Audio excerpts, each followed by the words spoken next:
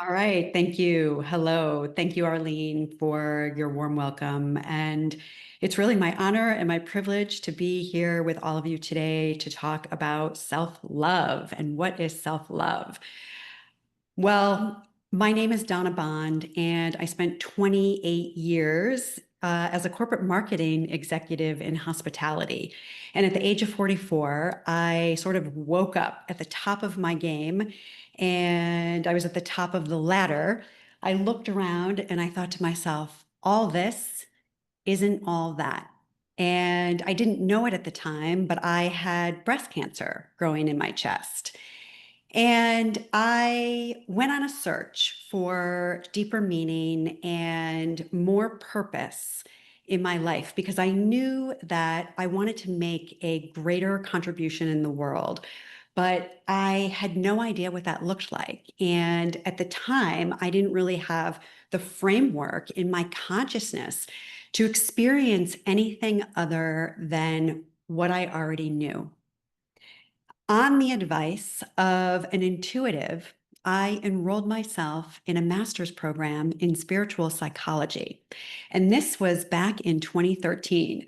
So it has been a decade-long journey of reinvention from the inside out. And my breast cancer journey turned out to be a very important doorway opening up an awareness for myself in a way that couldn't have happened any other way because it really was my invitation into self love.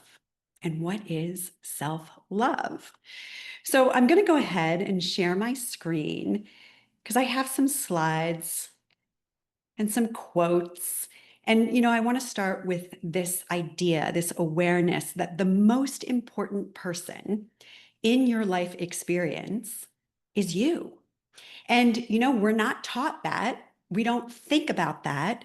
But if you don't exist in your life, then nothing else exists in your life. And to have a relationship where we are loving ourself in the same way, or maybe even in a deeper way, than we love a spouse, or we love our child, or our best girlfriend. Today, we're going to look at the opportunities to embrace the deeper journey of self love. And what does that really mean?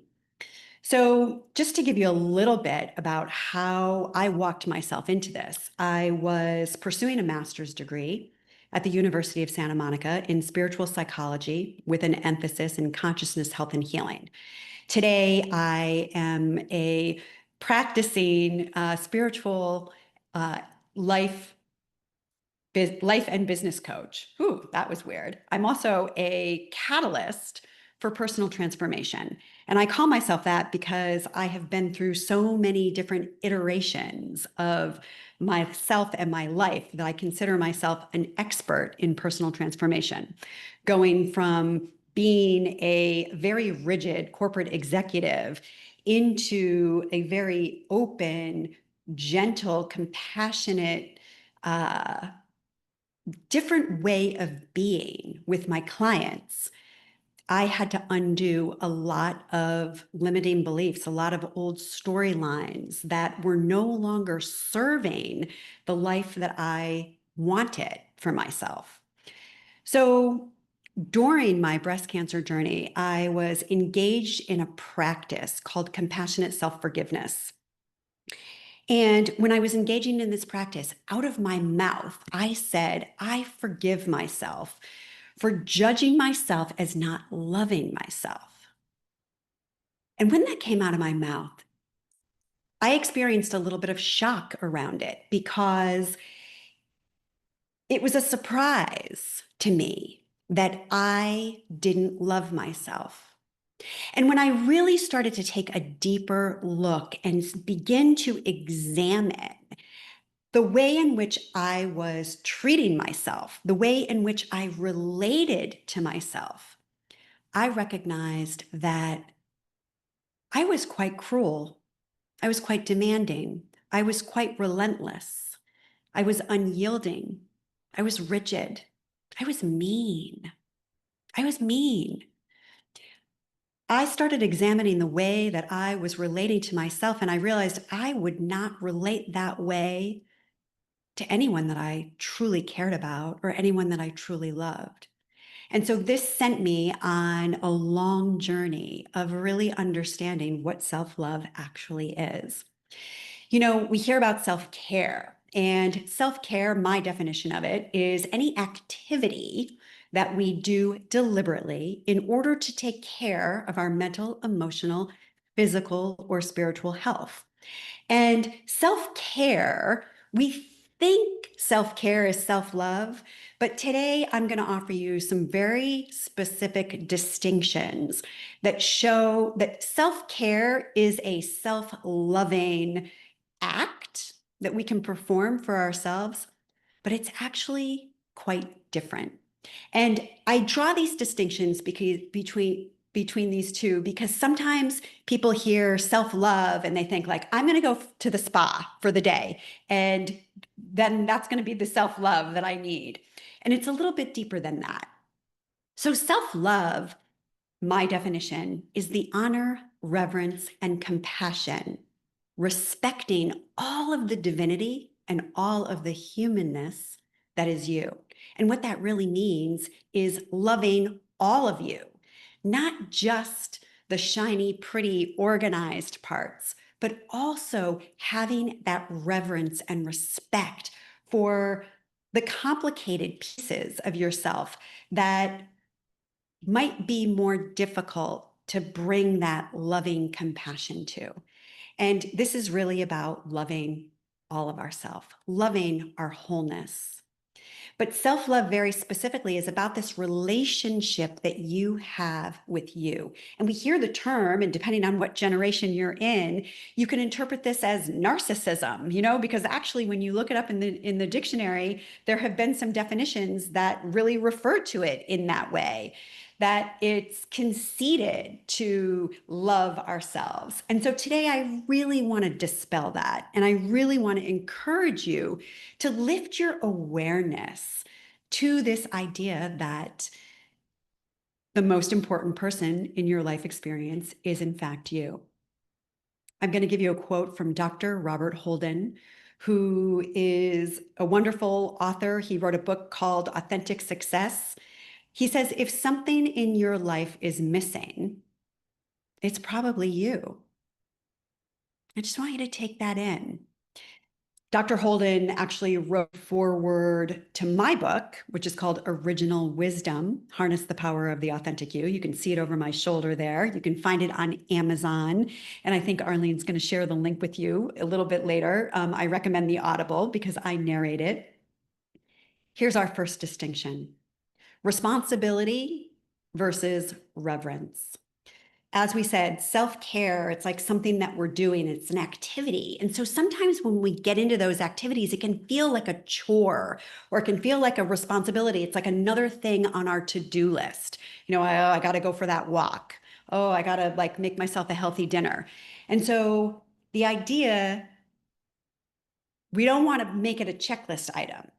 Self-love feels like something that occurs with reverence. This is a way in which we honor and respect ourself and our life and all of the mistakes that we make and all of the successes and the celebrations that we have. It's really understanding at the deepest level that we are spiritual beings making our way through this epic human adventure. And it's not easy. It's not easy. And what if we could be our own cheerleader first and foremost? So really holding ourselves with that reverence. So here are some ways that you can practice reverence. The first is by honoring yourself and creating time and space where you can be with yourself. We don't think about this, right? We're always putting on the radio where we want to listen to music, or we got the TV going in the background, and then we're taking in all the news. What would it be like to give yourself 5 minutes, 5 minutes of listening to yourself breathe, of noticing the thoughts that are going by in your mind so that you can say, wow, that's not a very friendly thought. Why do I have this misunderstanding or misperception about myself? And wow, that's some pretty intense negative self-talk that I've got going. When we can slow down and come into that space of silence, we can let our emotions come forward.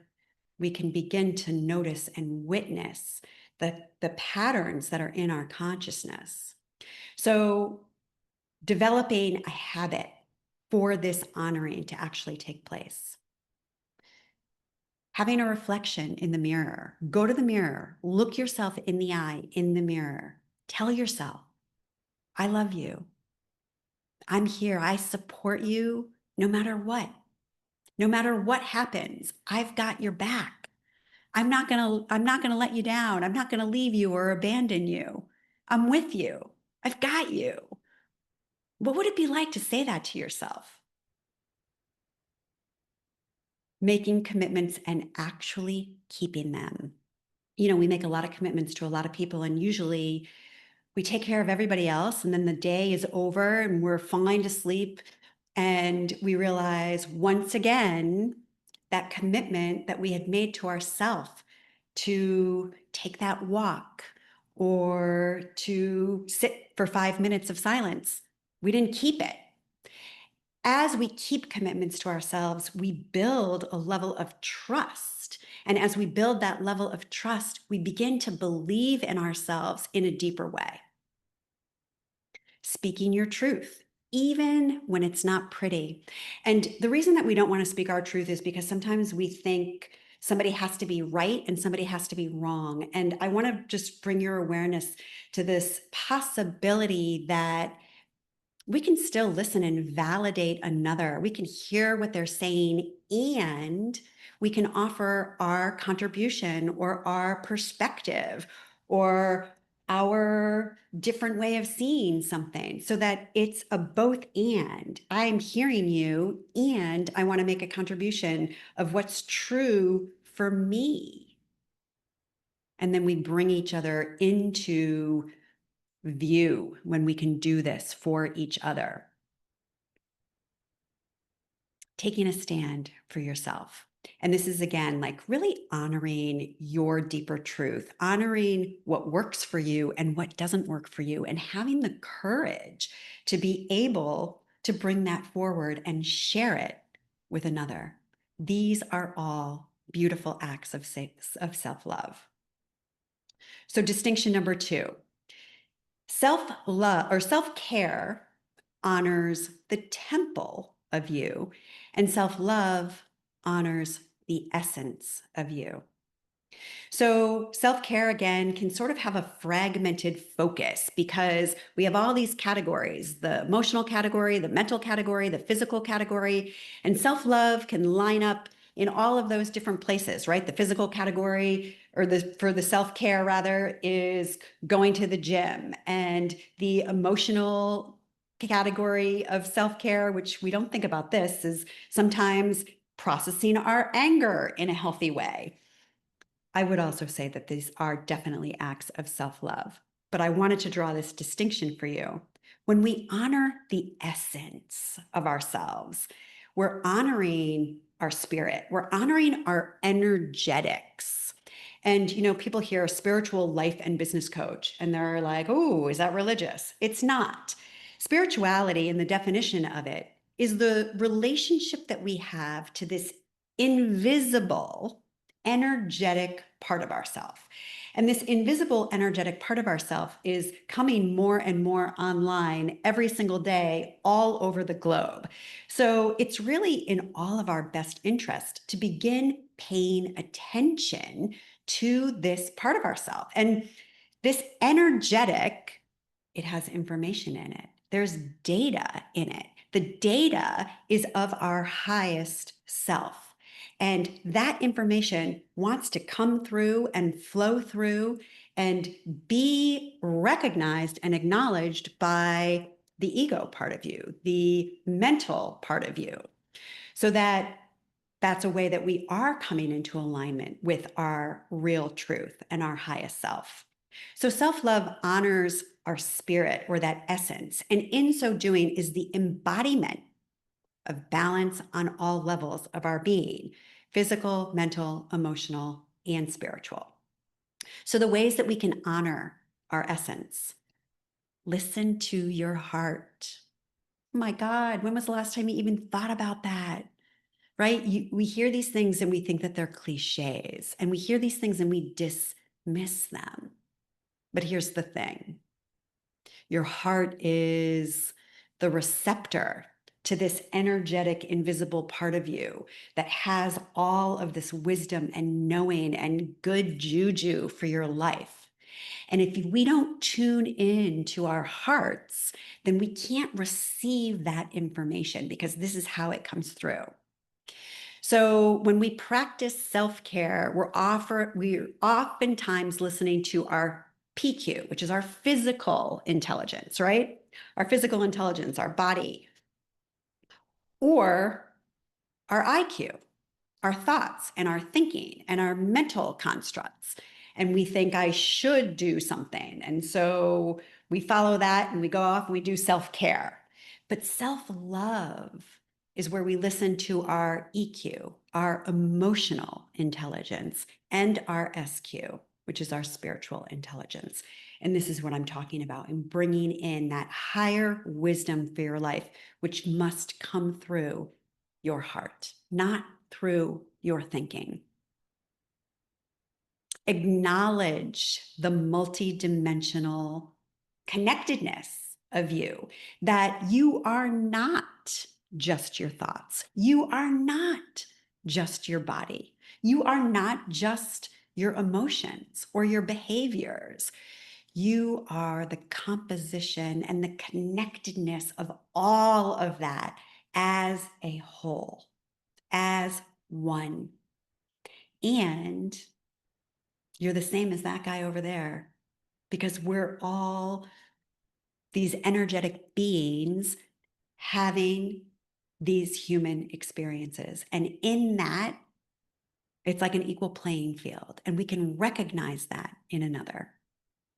So we honor our essence when we can bring that love and compassion to our wholeness, loving all of the parts of ourselves, not just the pretty, smart, organized, cleaned up parts of ourselves, but even the messy, complicated, not so pretty parts, in a way where we can bring compassion and loving and tenderness, gentleness, empathy to the mere fact that we're human.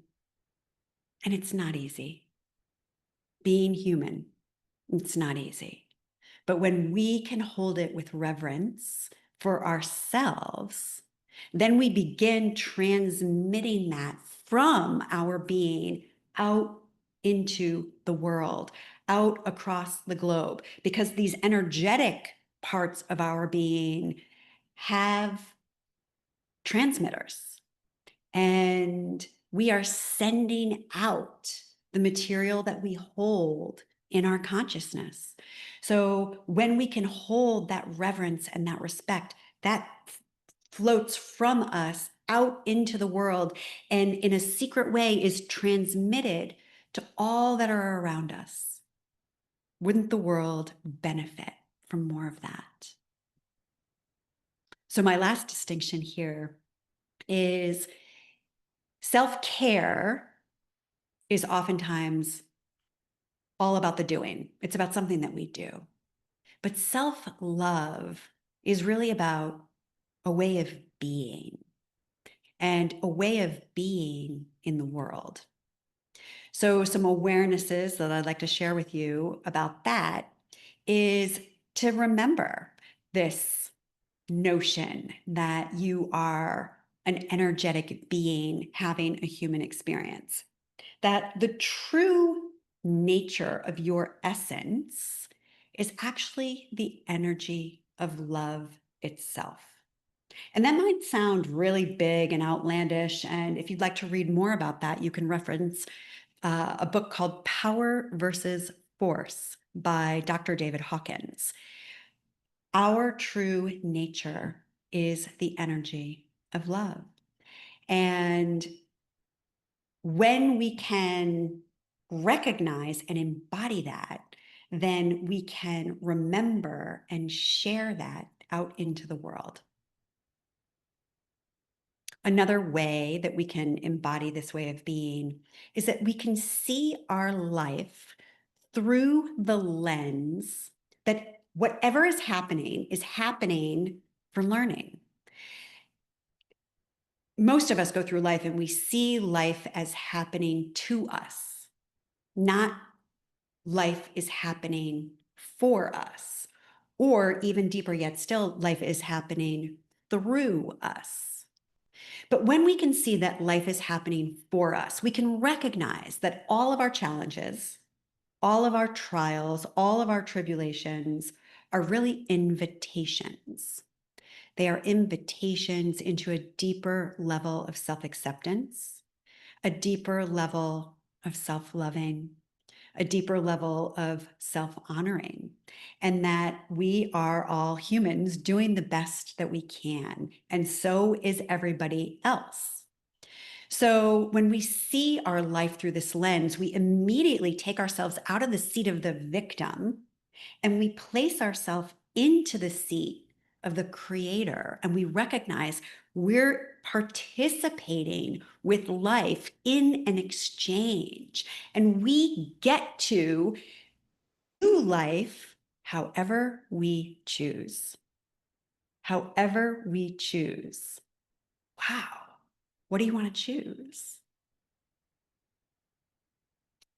Your way of being goes with you everywhere. So when we're willing to embody love as a way of being, we can honor, cherish, and love our wholeness. This is a natural way that we can bring more compassion and gentleness into our life experience.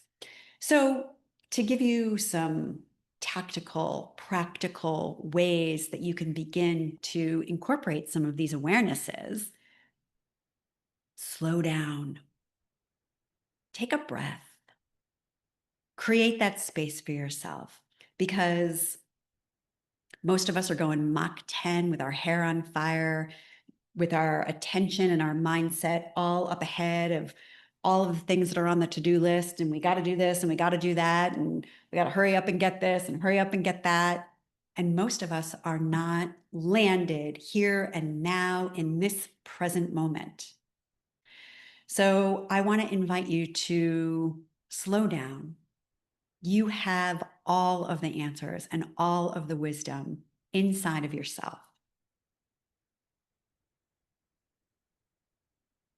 If you want to drop in the chat, what are any awarenesses that have come forward inside of you today? What's one takeaway that you have from this conversation? Or from this share, I guess I should say.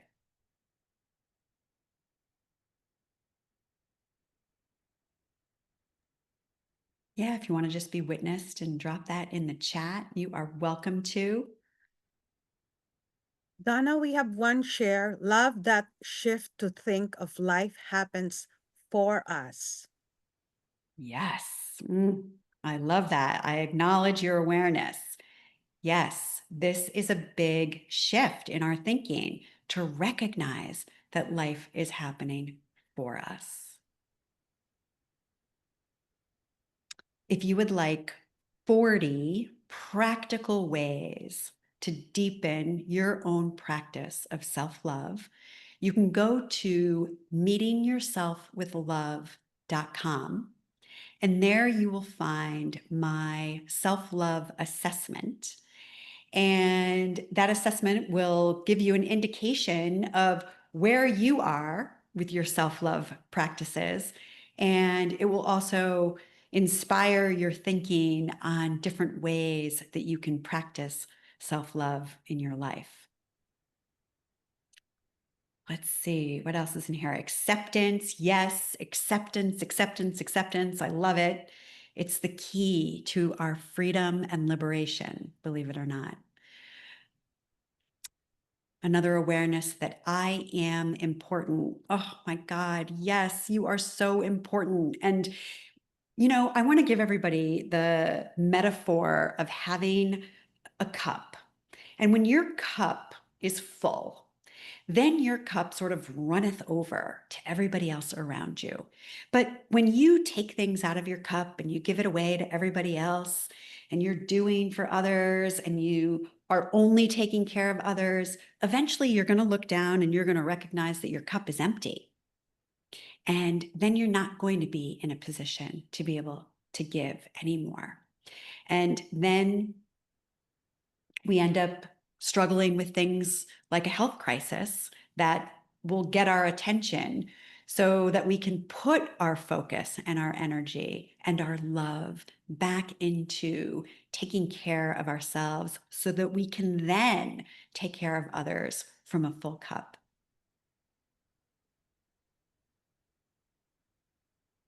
All right. Well, again, my name is Donna Bond, and you can learn more about me at donnabond.com. It has truly been my honor and privilege to be here with all of you today. I hope that you found this information useful, and there's more over at donnabond.com. Arlene, thank you so much. Thank you so much for sharing your time with us, Donna. And as promised, I will be sending the participants a copy of the video and the links to your book and to your uh,